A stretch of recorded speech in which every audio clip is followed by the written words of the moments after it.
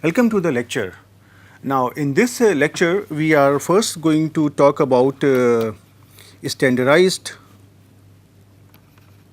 regression coefficients.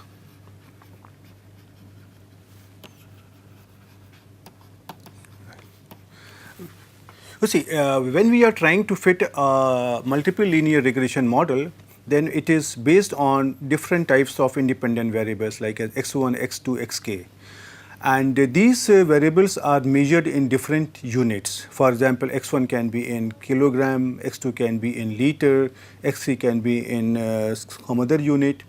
So, when we are trying to compute the regression coefficients, they are trying to denote the rate of change in the value of y, that is the output, when there is a unit change in the corresponding value of independent variable. Once these variables are measured in different units, sometimes it becomes difficult to compare the regression coefficients, right? So, in such a situation, it is difficult to compare the regression coefficients, right? If I try to take an example, suppose the fitted model is y is equal to 5 plus say x1 plus say 1000 times say x2, right? And suppose this x1 is a variable which is measured in say here liter, and x2 is a variable which is measured in milliliter. So, now if you try to see partial derivative of y with respect to x1, it is equal to here 1, and that is essentially your beta 1 hat, and partial derivative of y with respect to x2 is here 1000, which is essentially the value of beta hat 2, right. Okay. So, if you try to see here the value of beta 1 hat, this is denoting the change in the value of y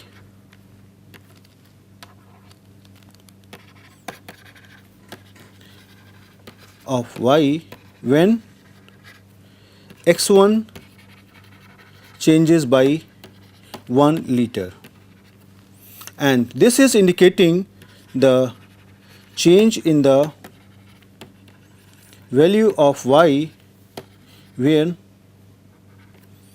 x2 changes by 1000 milliliter. Now, if you try to observe the value of beta 1 hat, which is here equal to 1, this is much smaller than the value of beta 2 hat, which is equal to here 1000. But if you try to see, both of them are denoting the same change, right? This is in liter, and whereas this is in milliliter, and 1 liter is equal to 1000 milliliter. So, if you try to see, the values of beta 1 hat and beta 2 hat are indicating that x1 and x2 have got different effects, but effects of x1 and x2 are the same. So, now in such cases we have a problem that how to compare the different regression coefficient, and in such situation one option is that we can work with dimensionless regression coefficients.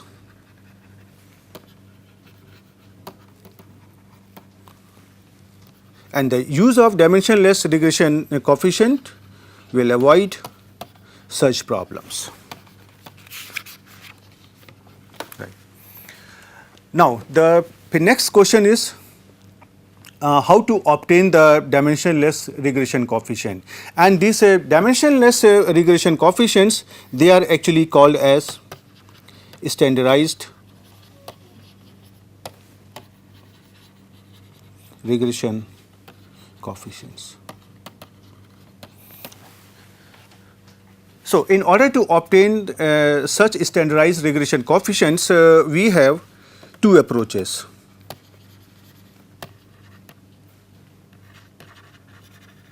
One is unit normal scaling procedure and another is unit length scaling procedure. In both the procedures, we try to change the values of study and explanatory variables. So, we try to discuss them one by one. So, first of all, I try to discuss the unit normal scaling procedure. Okay. In this case, we try to define the values of explanatory variables. So, let us denote by say xij star as say the original observation xij minus the sample mean of the observation on the corresponding explanatory variable divided by Sj, where this Sj square is given by 1 over n minus 1 summation I goes from 1 to n xij minus x bar j whole square. So, we are trying to take a particular explanatory variable, we try to collect the observation on them, we try to find out their mean and their sample variance, and we try to subtract every observation xij by its corresponding mean and divided by the corresponding standard deviation. Okay. And similarly, we try to transform y as say here y I star, and in this case also we try to subtract the original observations yi by their sample means y bar and divided by their standard deviation, where sy square is 1 over n minus 1 summation I goes from 1 to n yi minus y bar whole square. And in this case, if you recall, we had I goes from 1 to here n and j goes from here 1 to here k, because we have k explanatory variables, right. So, now when we try to scale the explanatory and steady variables, then what happens that this scaled explanatory and steady variables have mean 0 and variance unity, that is 1, right. And when we are doing such scaling, then interceptor term is lost,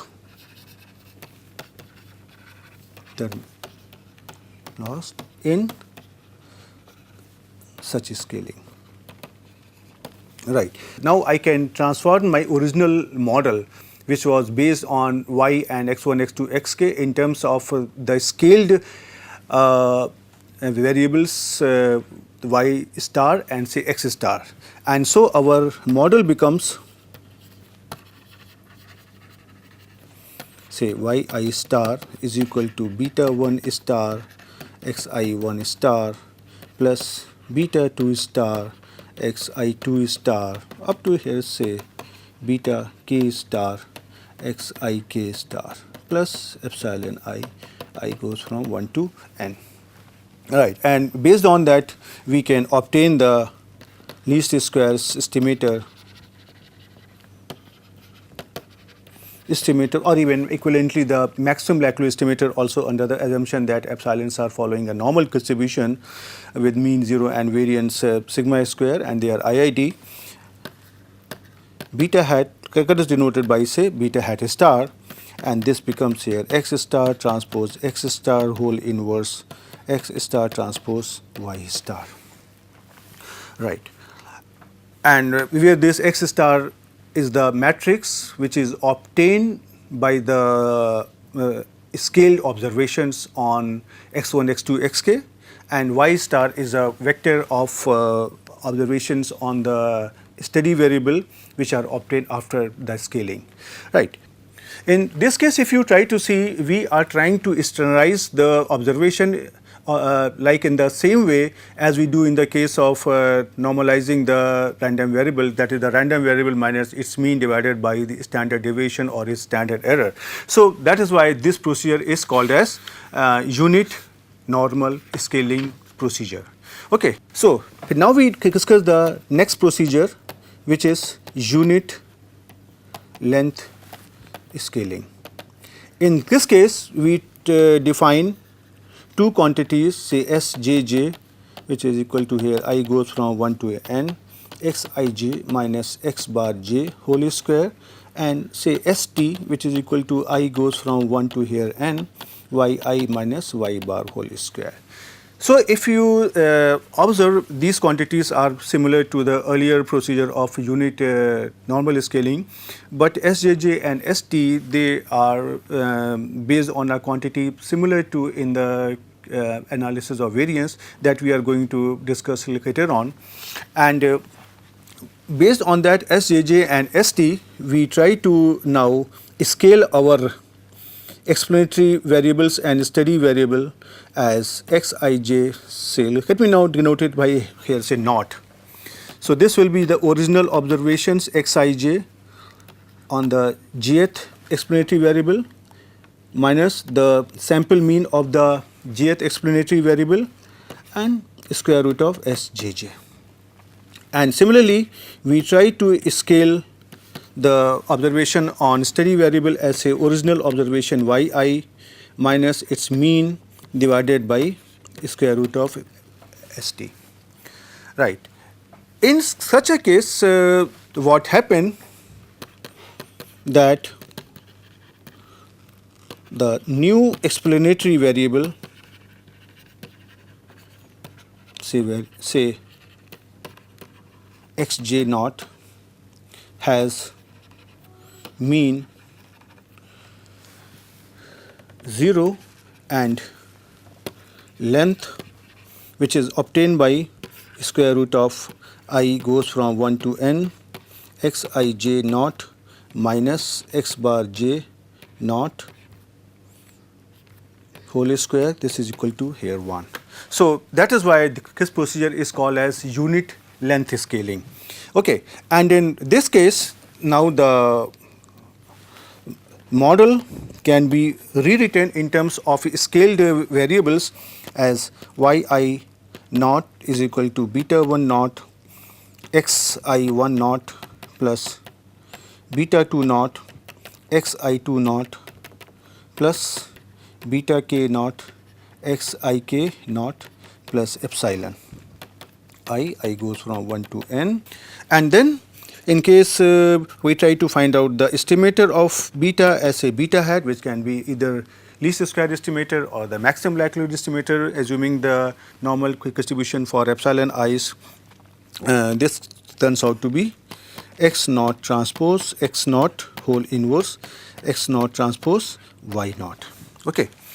So where x naught is the matrix of observations on k explanatory variables after they are standardized, and similarly y naught is the vector of observations on a steady variable after they have been say scaled.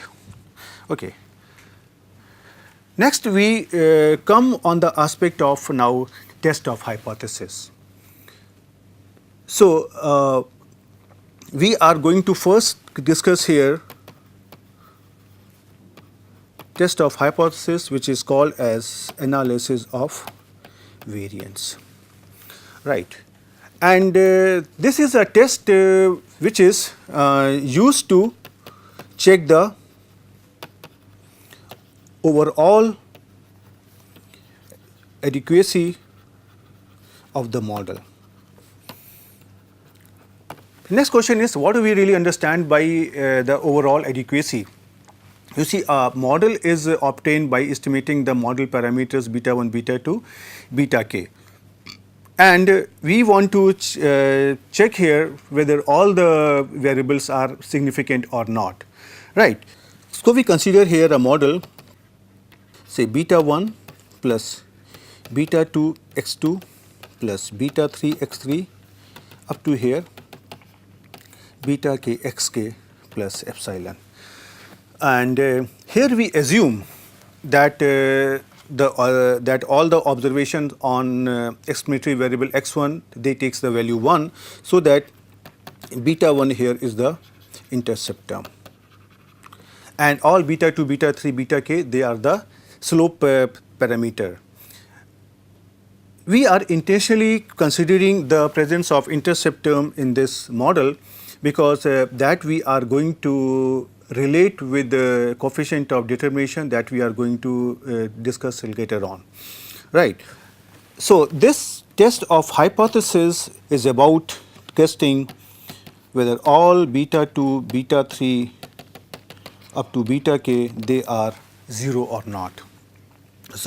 So obviously if you try to see here, if all beta 2, beta 3, beta k they become 0, that means my model becomes only here y is equal to beta 1 plus epsilon. So this is testing the significance of all the slope parameters together, right. And this hypothesis determines if there is a linear relationship between y and all x2, x3, see here xk. Now there are two options, whether this H0 is accepted or H0 is rejected. Well, obviously if H0 is accepted, that means all regression coefficient have got value 0. So all the corresponding explanatory variable x2, x3, xk they are not contributing in explaining the variation in y. But the rejection of H0 implies that at least one of the explanatory variable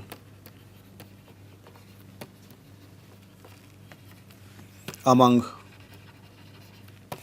x2, x3, xk contributes significantly in the model, right. And in this case our alternative hypothesis is that at least one beta j is different from 0, where j goes from 2, 3 up to k. And the test procedure to test such a hypothesis, this is called as analysis of variance. So let us now try to briefly discuss that how this test of analysis of variance is obtained, right. And this analysis of variance shortly called as ANOVA variance. This ANOVA technique is actually based on partitioning the total variation. In this case we try to partition the total deviation, which is actually here yi minus y bar, right. And we try to divide it into two components. For example, I can write yi minus y bar is equal to yi minus yi hat plus yi hat minus y bar. So if you observe here, this quantity that is giving us total deviation, and this is a deviation around the fitted line, and this is a deviation of fitted line around mean, that is y bar. So now what we do, we try to square on both the sides and we sum them up from I goes from 1 to n. So when I square it, this becomes yi minus y bar whole square, and when I try to sum it, this becomes I goes from 1 to n. And when I try to square on the right hand side, I get the squared quantities of both these factors plus their cross product term. The cross product term becomes 0. So, we get here summation I goes from 1 to n yi hat minus y bar whole square plus summation I goes from 1 to n yi minus y hat whole square, right.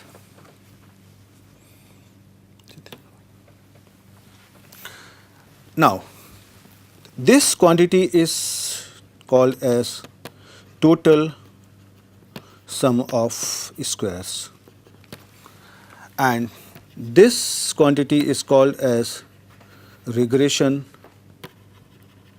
sum of squares, and this quantity is called as sum of squares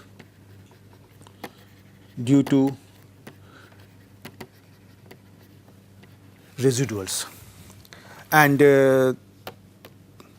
this is denoted as, say, SST, and this is denoted as SS reg, and this is denoted as SS res. That is our earlier notation also.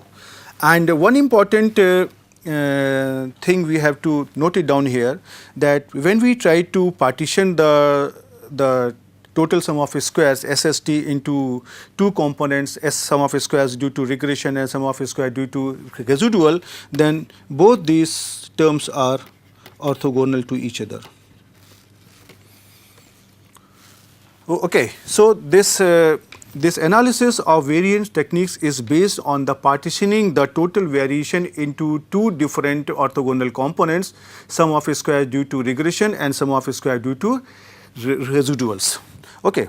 Now, based on that, we can write down the expression more compactly before we go for the further analysis. Your SST here is nothing but I goes from 1 to n yi minus y bar whole square. This can be written as I goes from 1 to n yi square minus n times y bar square, and this can be further written as, say, y transpose y minus n into 1 over n square y transpose L into L transpose y, where L is a column vector of all elements 1, and this can be further written as, say, here, say, y transpose I minus 1 over n LL prime times here y, right. So, you can see that this quantity quite resembles with a matrix like I minus x, x transpose x whole inverse x transpose, right. Okay. Similarly, sum of square due to residual is nothing but I goes from 1 to n epsilon I hat whole square, and this is I can write down as, say, epsilon hat transpose epsilon hat, and which can be written as y minus x beta hat transpose y minus x beta hat, and when I try to open it, this becomes y transpose y minus beta hat transpose x transpose y, and this we had also written earlier as a y transpose h bar y.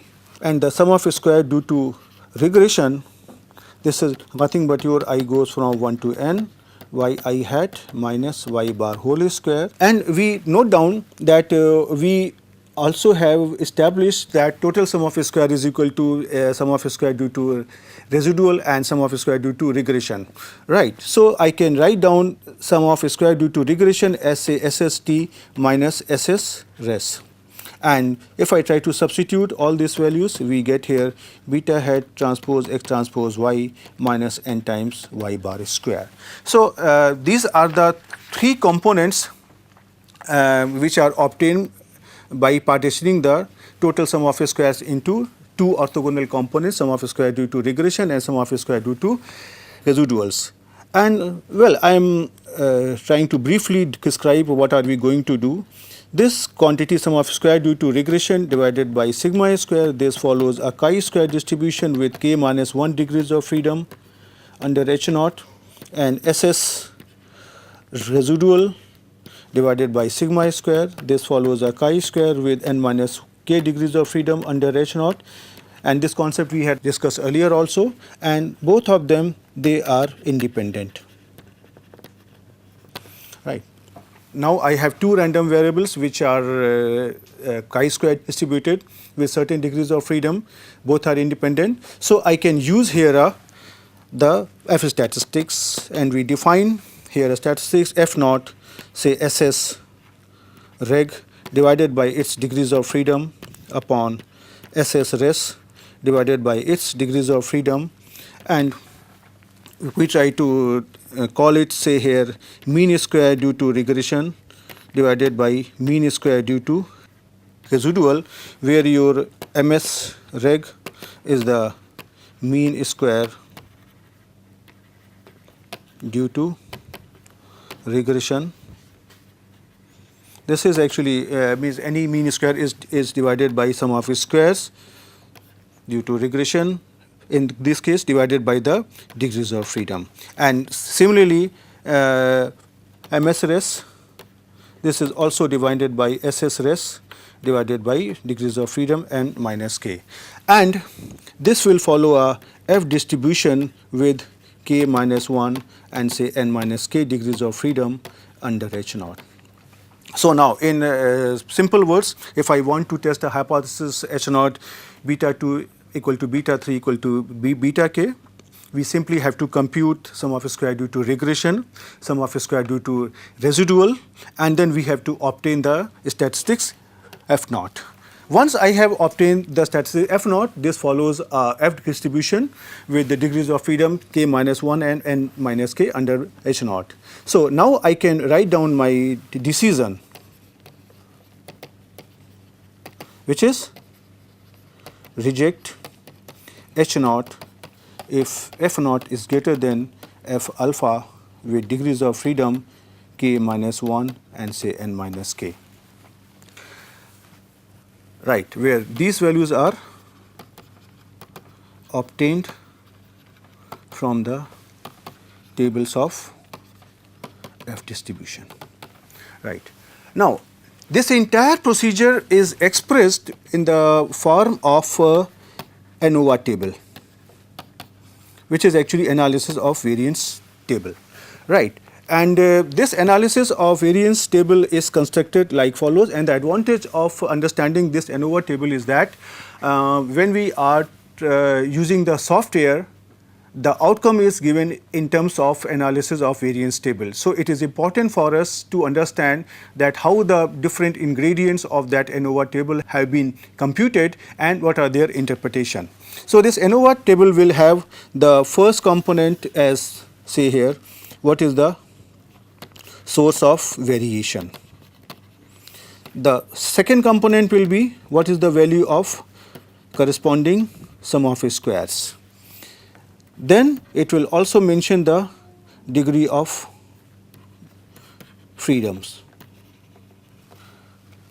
and then it will mention the mean square, and then at the end it will give the value of F naught. Right. So in this case we have the first source of variation, which is regression, due to regression. Right, we are trying to fit a model. So the entire variability of the model is partitioned into two components. One we are trying to capture through the fitted model, and that is controlled by sum of square due to regression, and the part which is beyond our control, that is due to random variation, that is being controlled by the sum of square due to error or sum of square due to residual. Okay, so the first component of variation is regression, second component is residuals, and after that the third component is their total. Right. So sum of square due to regression we have obtained and we have denoted by SS reg. Sum of square due to residual, this is obtained and we have denoted by SS res, and total sum of square is obtained and denoted as SST. The corresponding degrees of freedom are k minus 1, n minus k, and their sum, this is n minus k plus k minus 1, which is equal to here n minus 1. And based on that, we have obtained the mean square due to regression and mean square due to residual, which are obtained as SS reg divided by degrees of freedom, which is k minus 1, and this is sum of square due to residual divided by the degrees of freedom n minus k, and then the value of f naught is obtained here by ms reg divided by ms res. So this is about the analysis of variance table that is obtained in case of the software usage. So now we stop here with this ANOVA table, and in the next lecture we will try to consider the test of hypothesis on the individual regression coefficients, their confidence interval and some other aspect. Till then, goodbye.